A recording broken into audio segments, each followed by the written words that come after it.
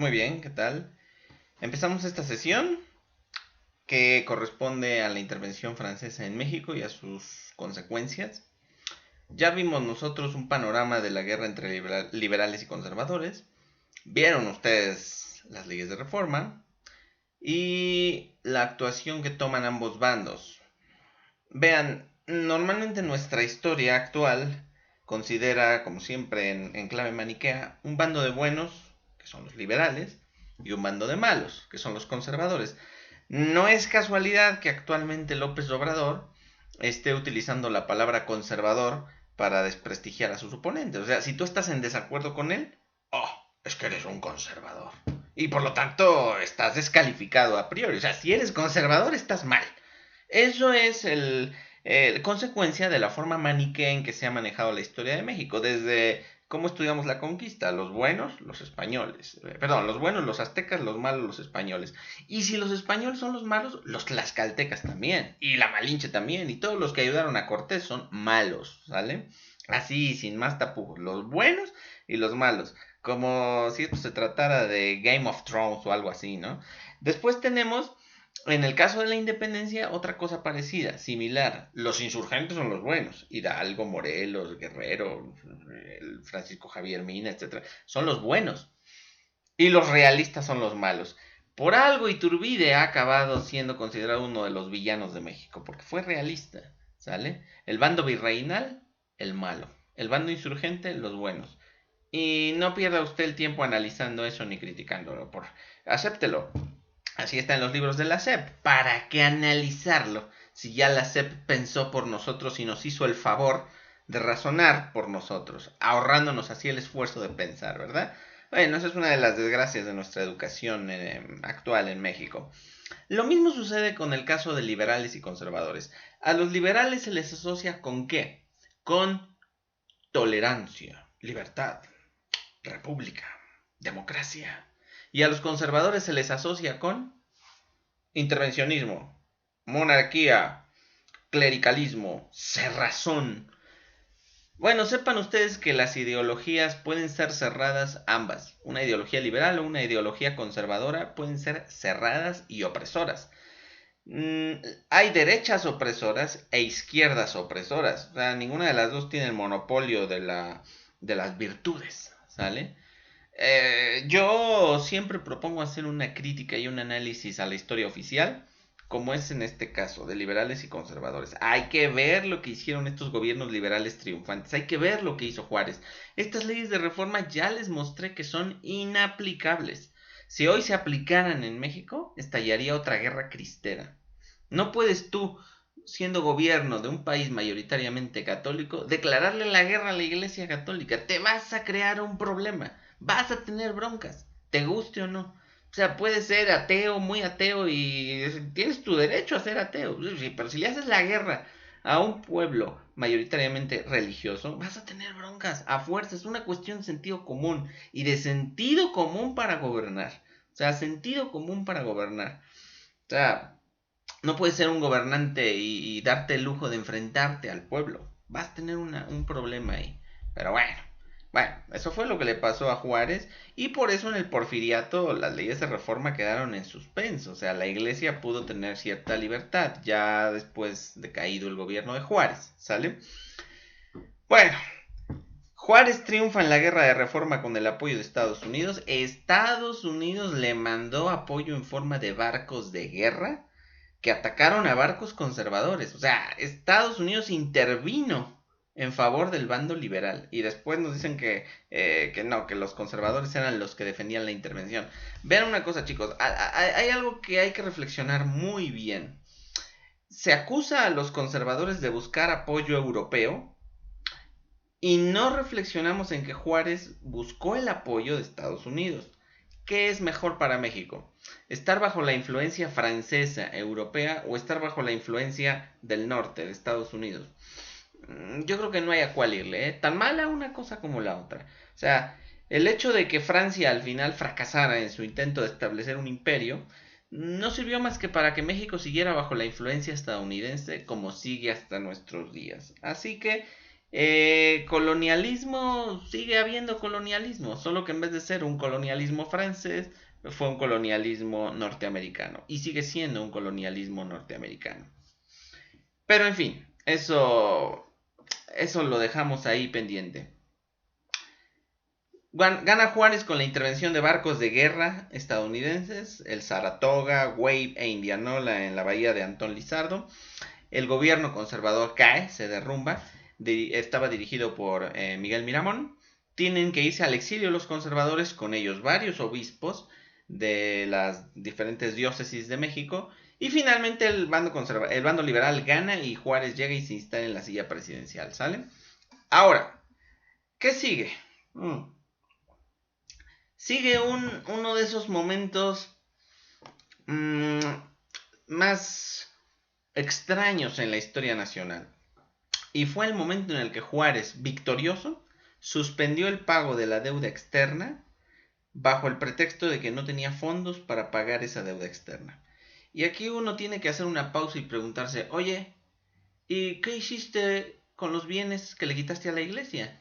Digo, con las leyes de reforma, en especial la que yo les leí en clase, la de nacionalización de bienes eclesiásticos, Juárez tomó los bienes de la iglesia, terrenos, casas, iglesias, vasos sagrados hechos de oro, de plata, etcétera.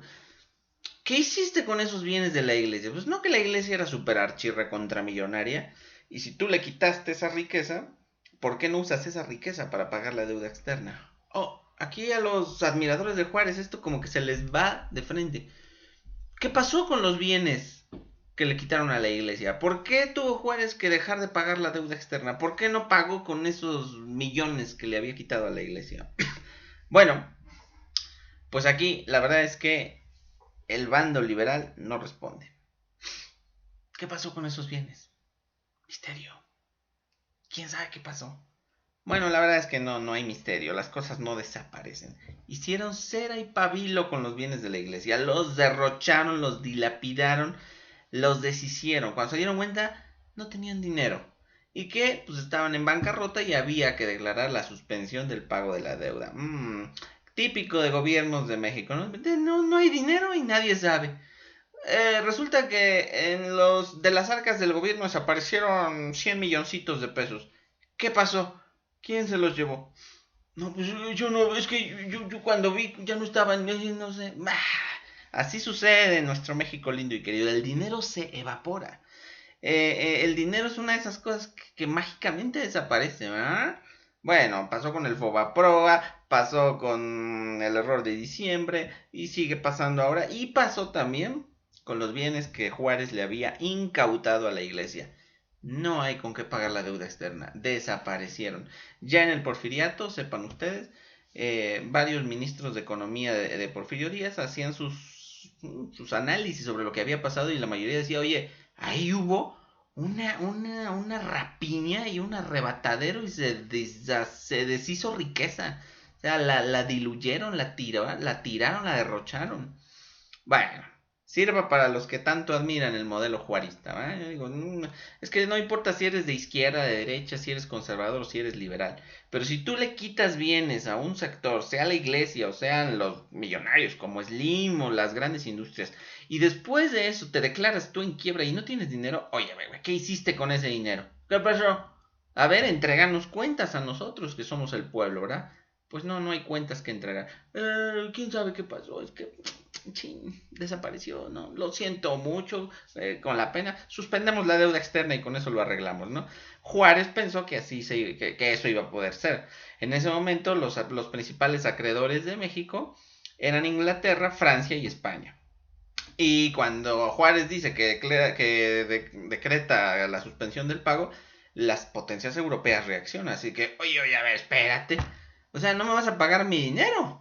¿Qué hubo? No. Oye, eso no es así de fácil. Como que, ups, qué pena, ya no te puedo pagar, ¿eh? Ay, me la perdonas. Pues no funciona. De hecho, si uno lo ve desde ese punto de vista, la intervención extranjera en México estaba justificada. Oye, me tienes que dar garantías de pago. Dime cuándo me vas a pagar. Pero nada de que hay no te pago y a ver, hazle como quieras. No, no, no, así no funciona. Si ustedes le salen con eso al banco, el banco toma medidas para que le pagues, para hacer que pagues de una manera u otra, ¿sale?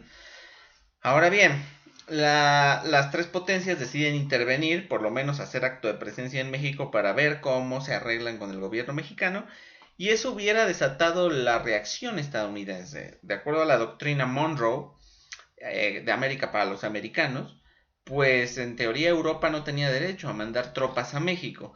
¿Y por qué Estados Unidos no intervino para defender a México?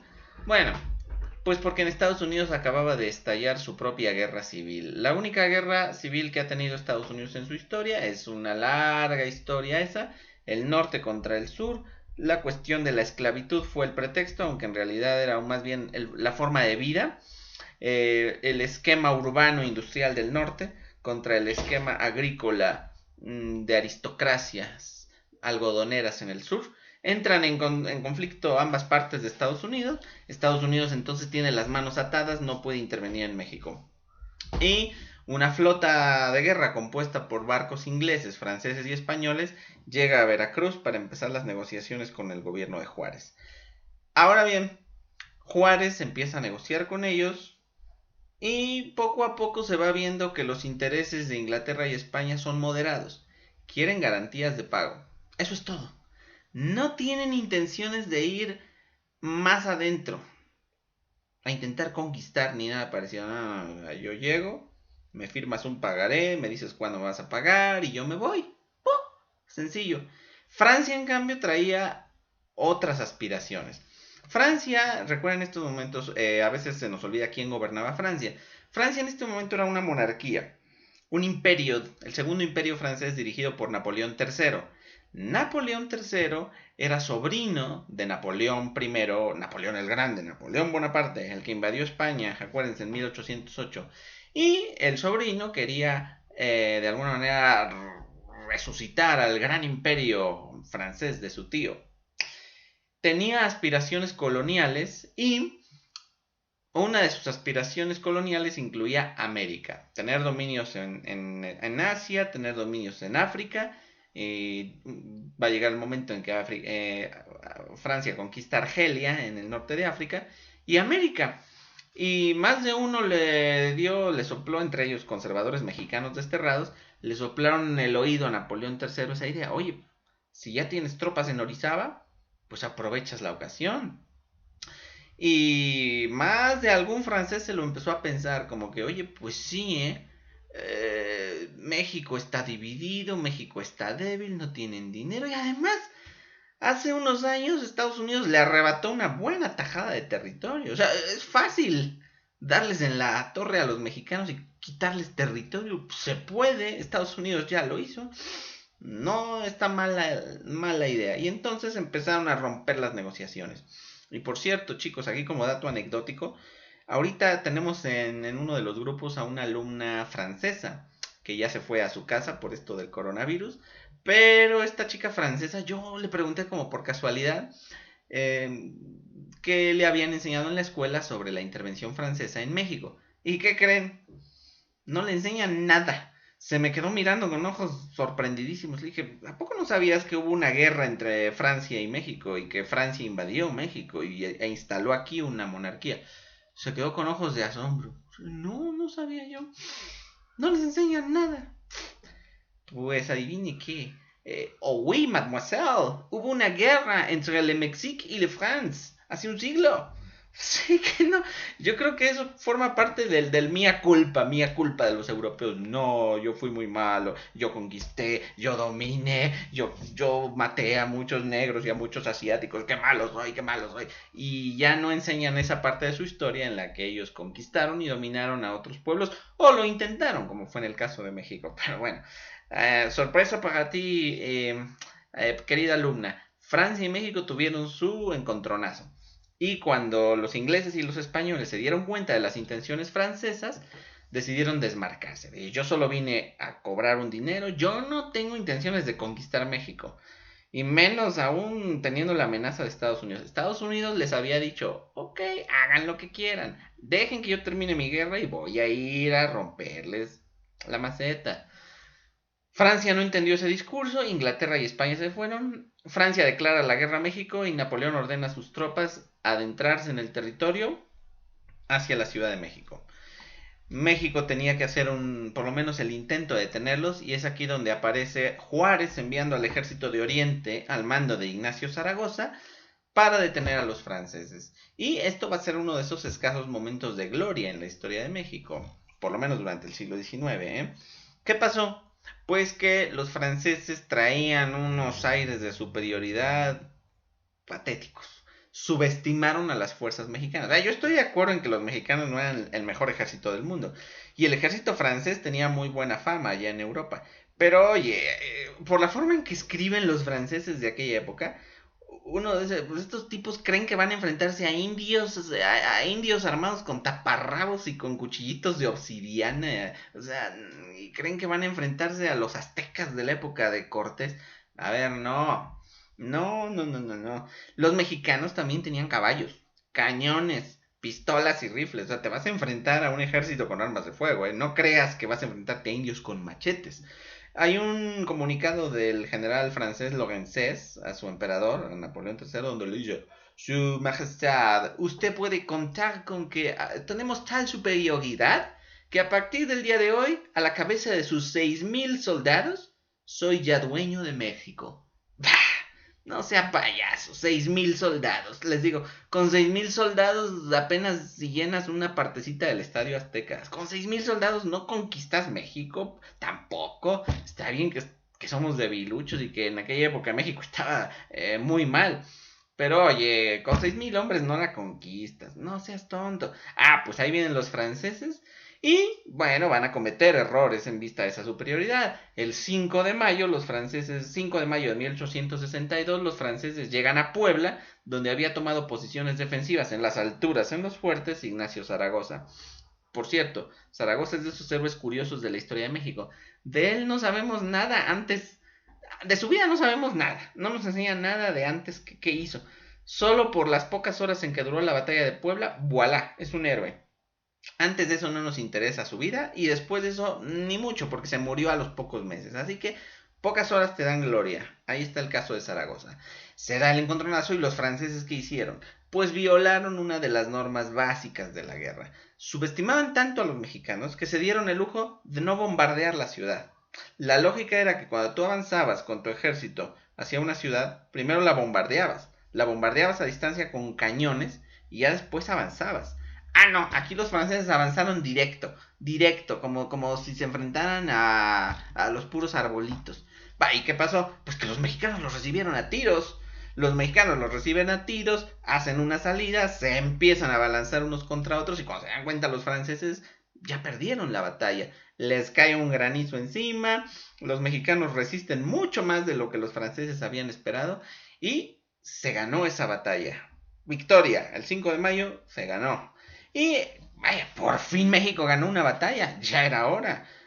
Sí, una vez que llegues a cuartos de final, no importa si el resto de tu vida te quedas en octavos. Pero bueno, llegamos a cuartos de final esa vez, gracias. Y, por supuesto, se crea toda una figura y todo un símbolo de esa victoria. El 5 de mayo, que es un nombre propio. Hoy hay escuelas 5 de mayo, avenidas 5 de mayo, Boulevard Héroes del 5 de mayo. Hay una cervecería en Atlisco, que es 5 de mayo. Pues en fin, y se crean esos símbolos. H. Puebla de Zaragoza, ahí están. Las armas nacionales se han cubierto de gloria, decía Zaragoza en los billetes de 500, desaparecidos hace poco en favor de Diego Rivera, ¿verdad? Pero bueno, una victoria mexicana por fin. Y, permítanme, esto cayó muy mal en Europa. En Europa, que se pitorrean de Napoleón III. No, no puede ser. Te ganaron los mexicanos, ya ni la muerte. Que te ganen los estadounidenses lo puedo entender, ¿va? Pero los mexicanos, muy mal, muy mal, muy mal. El poeta Víctor Hugo, el autor de Los Miserables, era enemigo político de Napoleón III y fue de los que más ácidamente escribió contra estos mexicanos. El enemigo no es Francia, el enemigo es el imperio, o sea, Napoleón. Napoleón ahora no tiene más remedio que contraatacar, sí o sí, porque está en juego el prestigio militar francés. Envía refuerzos, con 6,000 no se pudo, enviamos 30,000. 30,000 hombres que atacaron de nuevo.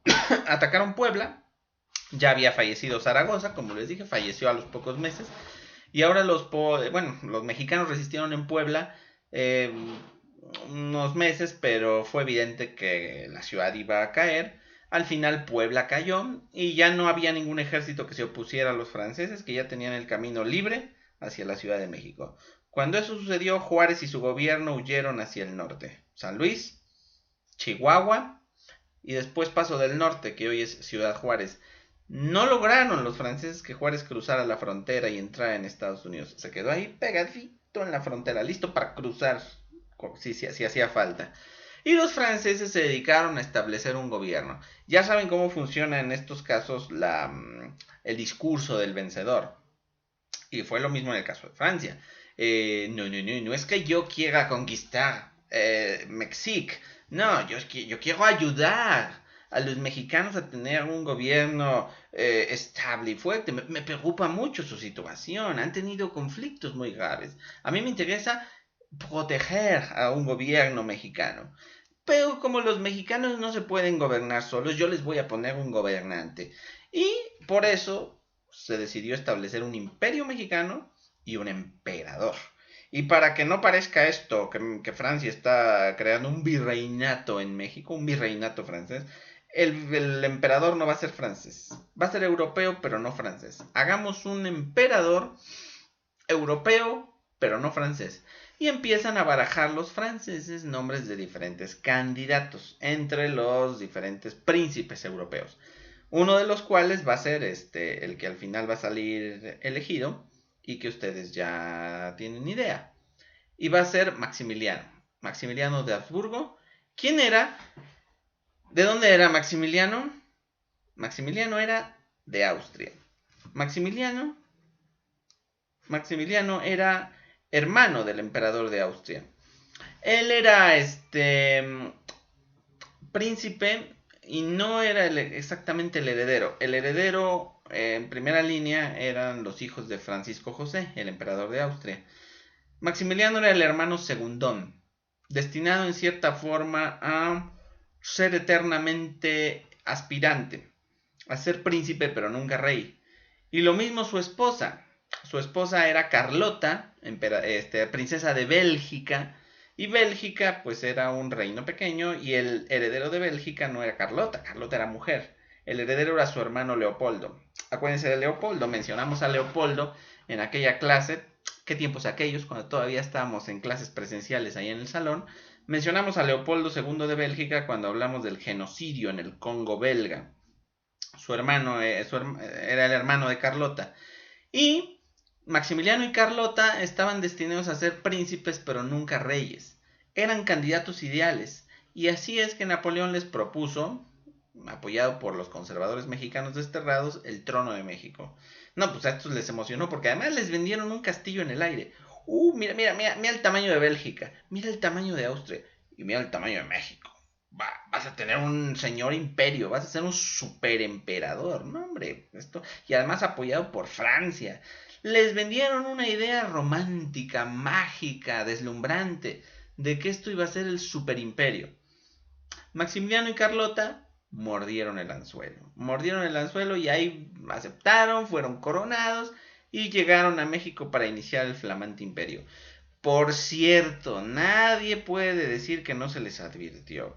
Hubo quien les dijo, oye, Estados Unidos nunca lo va a permitir. Cuando puedan, los estadounidenses te van a echar de ahí. Miguel Miramón, el antiguo presidente conservador que estaba desterrado en Europa, cuando se enteró de esto les dijo, oigan, en México no hay un partido monárquico, México lleva décadas siendo república, desde que cayó el imperio de Iturbide, somos república, y no hay un bando que desee la monarquía. Entonces, no sé, es un experimento el que quieren hacer ustedes, pero no es algo natural para los mexicanos. Ya somos republicanos. No hicieron caso Maximiliano y Carlota, llegaron a México y empezó el flamante imperio. Y al principio todo muy bien, todo súper bien. Un palacio en el castillo de Chapultepec, recepciones imperiales, una brillante corte, una gran administración, el ejército francés apoyándolos. Y bueno, yo la verdad me da cierta pena Maximiliano porque creo que él se enamoró de México, creo que le gustó México, pero no supo ser un buen gobernante. Necesitaba más malicia, más fibra para gobernar. Juárez sí la tenía, Maximiliano no. Y eso yo se lo reconozco a Juárez. De que era más despiadado para gobernar, lo era. Y en estos momentos se necesitaba ser un poco despiadado. ¿Cuál fue el error de Maximiliano? Bueno, pues Maximiliano quiso quedar bien con todos. O sea, no fue. Él era liberal, de pensamiento era liberal. Pero como príncipe católico, pues tenía sus. Como que.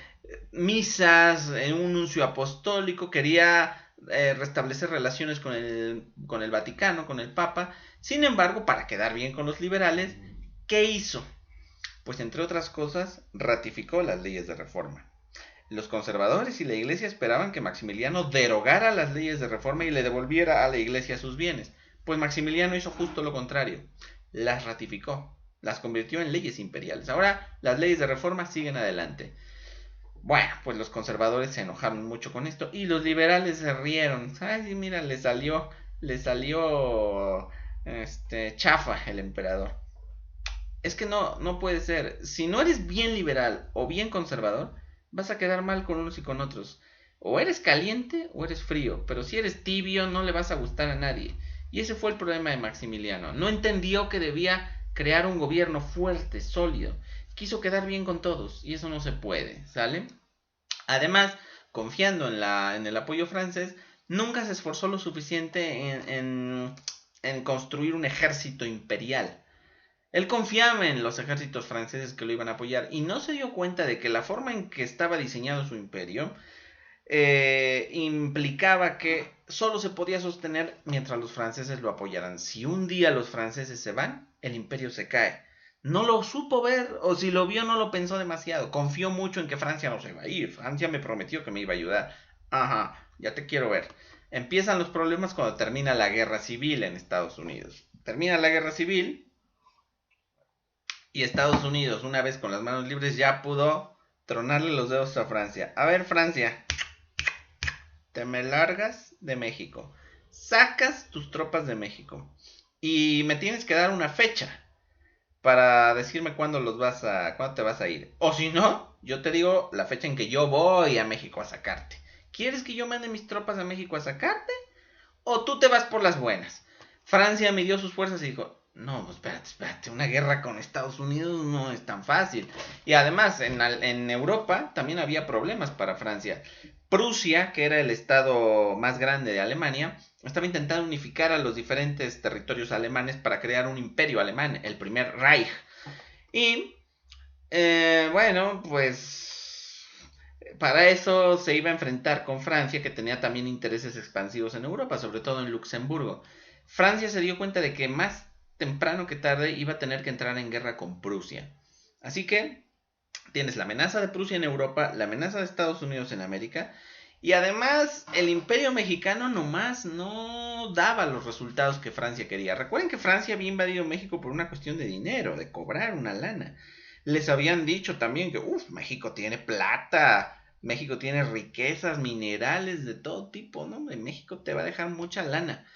Pero el ejército francés en campaña gastaba mucho dinero y no se veían los resultados. O sea, no caía esa lana que esperábamos. O sea, no era negocio la intervención. Y el público francés cada vez se oponía más a esta aventura. O sea, ¿qué hacemos en México? Nos cuesta lana, nos cuesta hombres, se enoja con nosotros Estados Unidos y no produce nada a cambio. O sea, no recibimos nada por esa intervención. Vámonos de México, estamos todos ahí.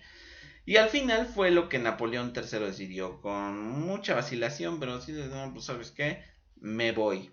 Y pobre Maximiliano, imagínenselo en su palacio de descanso en Cuernavaca, recibiendo la noticia de que se le va el aliado francés. Bye bye, o no, como dicen los franceses, au revoir, me voy. Y entonces Maximiliano se enojó mucho, pero también se dio cuenta, por primera vez se dio cuenta de que su imperio podía caer. Sin Francia su imperio cae. Pues le dio muchas vueltas y se quedó en la idea de que, pues ni modo, no queda más remedio que renunciar, porque sin Francia voy a perder el trono. Tuvo sus momentos de lucidez. yo digo, era medio tonto, pero no tan tonto como para no darse cuenta de que su imperio se derrumbaba. Sin embargo, en ese momento, ¿quién intervino? Su esposa, Carlota. Carlota le dijo, no, a ver, espérate, no te asustes tan rápido, que no cunda el pánico. Mira, vamos a buscarle. Yo voy a Europa y hablo con Napoleón y hablo con el Papa y hablo con tu hermano de Austria, mi hermano el rey de Bélgica y nos organizamos para que esto no se derrumbe. Vas a ver que conseguimos apoyos. Y Maximiliano escuchó y aceptó. Y Maximiliano y Carlota acordaron el viaje. Carlota salió de la capital rumbo a Veracruz para irse a Europa y el emperador la acompañó un buen tramo del camino. Y en un momento del camino Maximiliano se separó de ella para regresar a la capital y ella siguió su camino hacia la costa. Lo que no sabían ambos es que ya no se iban a volver a ver jamás. Carlota se fue a Europa, llegó y todo fue una serie de desgracias para ella. Napoleón le sacó la vuelta, por fin la recibió y todo para decirle, ¿sabe qué? No, es que no puedo, es que mire, no puedo. Carlota insistía y una y otra vez Napoleón se negó. Al final, ¿sabe qué, majestad? Discúlpeme, pero que no los voy a apoyar. Háganle como quieran. Carlota se enojó muchísimo. Tuvo accesos de ira que le empezaban a afectar la mente. De ahí se fue a Bélgica y Austria intentando conseguir apoyo. No lo consiguió, por supuesto. Y cuando llegó a Roma para buscar apoyo en el Papa, que era su última esperanza, su estado mental ya estaba dando avisos de alarma. Se convenció de que Napoleón la quería envenenar y en todas partes veía espías de Napoleón que por todas partes la querían envenenar. Se le metió en la cabeza la idea de que la querían envenenar y una noche la emperatriz salió de su hotel y corrió al Vaticano para pedir, suplicar que la dejaran pasar ahí la noche con el Papa porque solo ahí se sentía segura. No, pues no. No, Ave María purísima. ¿Cuándo una mujer se ha quedado ahí en las habitaciones papales? No, majestad, ahí ni las monjas se quedan. Bueno, al final la vieron tan desesperada que el Papa aceptó que le instalaran una cama por ahí, pero ¿sabes qué? Mañana se la llevan al médico y la examinan porque su majestad anda mal de la cabeza. Y sí, los médicos al final diagnosticaron locura. Esto es locura y es una locura que va a ir incrementándose. Su majestad se ha vuelto loca. La emperatriz perdió la razón. Cuando Maximiliano se entera de esto, ya valió, esto ya se fue al carajo, ya, ¿sabes qué? Renuncia a morir. Pero ahora, ¿quiénes intervienen? Los conservadores que habían regresado a México para apoyarlo. Conforme los franceses se iban reagrupando para retirarse, llegaban los conservadores a apoyarlo y ahora le dijeron los conservadores, no, majestad, no, un Habsburgo no se rinde de esta manera. Y además, su esposa, la emperatriz, perdió la razón por ayudarlo. Usted tiene que estar a la altura de su sacrificio. No deje que el sacrificio de su esposa sea en vano. Quédese y mantenga su imperio. Y ya veremos después, pero no puede usted en este momento darle la espalda a su destino. Y Maximiliano aceptó y se quedó. Y todavía le llegó un mensaje desde la costa de Veracruz, donde estaban embarcándose los franceses. El mariscal Bazaine, que estaba embarcando a las últimas tropas francesas, le mandó un telegrama. Majestad, yo ya me voy. Si usted quiere, véngase para acá y yo me lo llevo sano y salvo a Europa. Es su última oportunidad. Si no, yo ya me voy y ya no me hago responsable. Pues Maximiliano ya ni contestó. Quien quiera, lárguense, mendigos franceses traidores. Váyanse a volar. No los necesito para mantener mi imperio. Se van los franceses. Los liberales avanzan. Los republicanos van conquistando ciudad tras ciudad. Al final Maximiliano se queda acorralado y con pocos hombres toma la decisión de refugiarse en Querétaro. ¡Querétaro! Le recomendaron Querétaro por su posición defensiva, pero yo digo, ahí fue medio tonto mi compadre. Lo que debió haber hecho su majestad, debió hacer irse a Veracruz. Así, si vienen sobre él y no puedes aguantar la marea, tomas un barco y te escapas. Pero en Querétaro, ¿cómo te escapas? Querétaro está totalmente, es una trampa. Sí, te vas a defender muy bien ahí, pero te van a dejar encerrado, te van a hacer la encerrona, no tienes cómo salir. Y eso fue lo que pasó. Lo sitian en Querétaro. El ejército imperial resiste, una resistencia ya sin esperanzas. Al final Querétaro cae en manos republicanas y Maximiliano es hecho prisionero. Toma. Y en ese momento, híjole, todavía da pena Maximiliano por la forma en que parecía no entender la situación, no entendió la gravedad de la situación hasta el último momento. Porque cuando lo capturaron, Maximiliano le mandó un mensaje a Juárez en esta idea. Bueno, tú ganaste, yo perdí, pues renuncio al trono y me voy, ¿no? Y ya, cada quien contento, cada quien a su casa. Y yo renuncio al trono y se acabó, ¿no? Y Juárez así de, no, chiquito, espérate, tú no vas a ningún lado. A ver, agarra la onda. Esto fue una guerra, esto es una guerra. Y tú eres un prisionero de guerra. Te va a juzgar un tribunal militar de guerra. Sácate, que renuncio y me voy. No, si esto no es un jueguito, ahí ya perdí ya una retita, ¿no? Y me voy. No, señor. Consejo de guerra. Maximiliano se quedó así de, ok, está bien, pero me juzgan, me declaran culpable, que yo perdí, que renuncie y que me vaya, ¿no? Yo creo que Maximiliano tardó en comprender que esto lo iba a llevar a la muerte. El tribunal militar lo juzgó y lo condenó a ser fusilado. Y eso Maximiliano no se lo esperaba. ¿Fusilarme a mí? Pero no es para tanto, no, no manches, o sea, pues, si no fue para tanto. Y cuando se dictó la sentencia de muerte, los embajadores europeos que estaban en la capital fueron a ver a Juárez para tratar de salvar al emperador, ex emperador. Oye, no, espérate, no puedes fusilarlo. ¿Tú sabes quién es ese al que quieres fusilar? Es primo de la reina de Inglaterra, cuñado del rey de Bélgica, hermano del emperador de Austria, primo de la reina de España, o sea, pariente de media realeza europea. No, no lo puedes fusilar, qué te pasa, no? ¿Cómo crees? Y Juárez, y aquí yo le tengo que dar la razón, por lo menos en lo que respecta a su buen juicio político, Juárez se sacudió los argumentos como si nada. ¿Saben qué?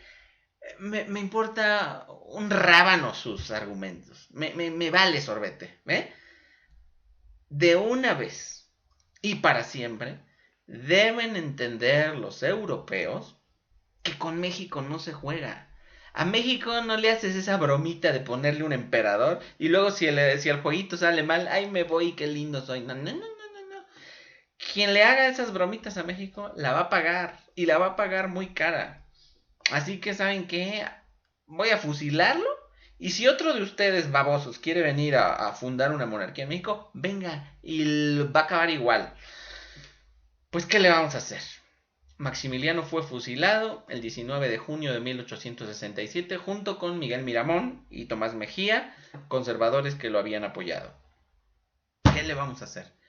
Parece que la elección surtió efecto porque desde entonces y hasta el día de hoy, 2020, ningún país europeo ha intentado intervenir en México. Estados Unidos sí, ya hablaremos de Estados Unidos, pero Europa como que aprendió la lección. Ya no me meto con México, que se las arreglen, ya. No les vamos a intentar imponer un gobierno porque así nos va, acabamos fusilados. Aquí le debo yo reconocer a Juárez que tuvo el sentido común de saber que no podía tener piedad de Maximiliano. Es que si lo dejaba ir hubiera sido un mensaje muy feo. O sea, puedes venir, hacerte el emperador, jugar al imperio y después Juárez te perdona porque es bien lindo, bien cuate, ¿no? Y porque el respeto al derecho ajeno es la paz y no sé qué tanto. No, no, no, Juárez aquí, ¿sabes qué? No, no, no, nada de bromitas. Este tipo acaba muerto por andar jugando al emperador. Tuvo razón Juárez en esto. En esto sí tuvo razón políticamente. Moralmente se puede discutir, pero políticamente era lo que tenía que hacer. De eso no cabe duda, ¿sale? Bueno, epílogo de todo esto. Para ir cerrando. ¿Qué pasó con Carlota? Carlota vivió hasta 1927, 60 años sobrevivió a su marido. Loca, nunca recuperó la razón. Qué fea vida, 60 años de tu vida loca. Murió y pues un desperdicio de vida que a mí me da mucha pena. Oye, hubieras podido hacer algo mejor con tu vida, pero bueno, trágico destino. ¿Qué pasó con Francia? Pues que Francia en efecto se tuvo que enfrentar a Prusia como se había previsto. Se enfrentan, la guerra franco-prusiana, y Francia fue derrotada por Prusia. Cayó el imperio francés, cayó Napoleón III y Francia se convirtió en una república y no ha vuelto a ser una monarquía nunca. Con eso se acabó la idea de una monarquía en Francia. Francia le guardó ese rencor a Alemania por esta derrota Y bueno, tuvo la oportunidad de desquitarse Francia en la Primera Guerra Mundial, pero después Alemania tomó revancha en la Segunda Guerra Mundial. Bueno, broncas de ellos, ¿no? Y Prusia creó el Imperio Alemán, que, bueno, va a ser el preludio para la época de las guerras mundiales, la potencia alemana oponiéndose a las potencias occidentales europeas. Bien. Y Juárez vivió hasta 1872, murió de muerte natural, algunos dicen que pudo ser envenenado, nadie le hizo la autopsia como para estar seguro, sin soltar el poder. Juárez no soltó el poder, murió siendo presidente de México. Yo creo que Juárez tenía alma de dictador después de todo. Y por eso, después de la muerte de Juárez y el interludio de Sebastián Lerdo de Tejada, va a venir para México una dictadura. La dictadura porfirista, que va a ser tema de nuestra siguiente clase. Con esto terminamos. Bueno, queda ahí como parte de nuestra historia patria. Y van a tener ustedes que ver los videos biográficos de Juárez, por un lado, y de Maximiliano, por otro. Y vamos a seguir viendo de qué manera estos episodios moldearon nuestra identidad. Por lo pronto, esto nos dejó un desfile del 5 de mayo y a Juárez como héroe ante la intervención extranjera. Que lo que no se sabe y no se menciona tanto es que Juárez igualmente iba apoyado por una potencia extranjera, Estados Unidos. Por eso Estados Unidos va a tener durante el porfiriato el peso que tuvo. Pero eso ya lo mencionaremos más adelante. Bueno chicos, pues esta fue la clase del día de hoy. Tomen apuntes, porque de lo que vimos aquí viene participación y preguntas para el examen, ¿vale? Cualquier duda, estoy en contacto con ustedes. Hasta pronto.